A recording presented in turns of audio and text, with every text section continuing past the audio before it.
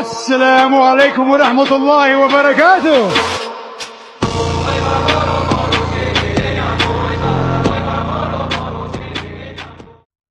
আসিফ নজরুলরা আইন আদালত রক্ষায় একবারে উঠে পড়ে লেগেছে।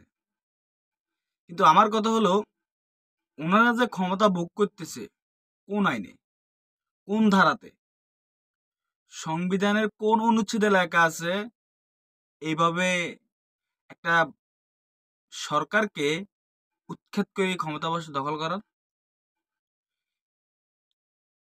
এটা একটা বিপ্লবী সরকার, কিন্তু তারা এটা স্বীকার করে না। তারা সংবিধান দেখাইতেছে, আইন দেখাইতেছে, এগুলা দেখাইয়া বিডিআর হত্যাকাণ্ডের মতো একটা ট্র্যাজেডিকে তারা এখনো দামাচাপা দিয়ে রাখছে। এটার কোনো কমিশন গঠন করতেছে না।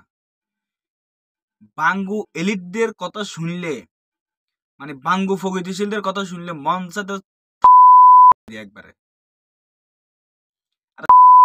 ক্ষমতা বসলি কে বসাইছে? দেশের জনগণই তো বসাইছে। একটা অভ্যুত্থানের মাধ্যমে তো বসলি, তাহলে বিডিআর এর জওয়ানদেরকে সারস না কা? হ্যাঁ, আইন দেখাস কেমন?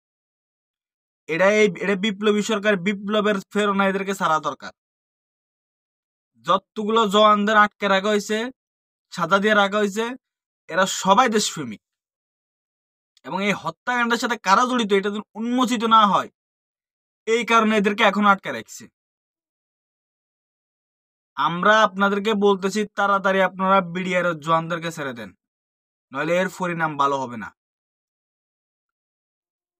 বিডিআর হত্যাকাণ্ড কারা ঘটাইছে এটা আমরা খুব ভালো করে জানি, এটা খুব আগে থেকে জানি।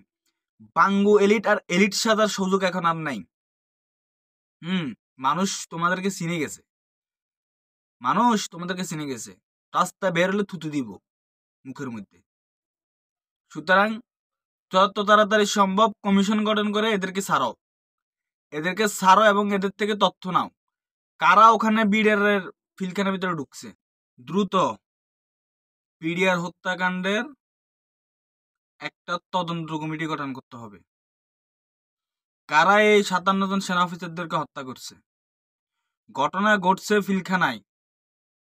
সারা দেশে বিডিআর জওয়ানদেরকে কেন গ্রেপ্তার করা হলো? কোন কারণে গ্রেপ্তার করা হলো? বিডিআর এর সদস্যদের কেন ছাড়া হইতেছে না? কাদের খুশি করার লেগে? ভারতরে তাড়াতাড়ি যত দ্রুত সম্ভব এদেরকে ছাড়ো। বিডিআর জওয়ানদেরকে যত দ্রুত সম্ভব ছাড়তে হবে। সোজা হিসাব, কয়টা বছর এরা দিলে ঢুয়া রাখছস? এরা কয়েকজন মারা হয়ে গেছে। কেমনে মারা গেল এরা? কোন তদন্ত রয়েছে? কিভাবে মারা গেল এরা? জেলখানায়?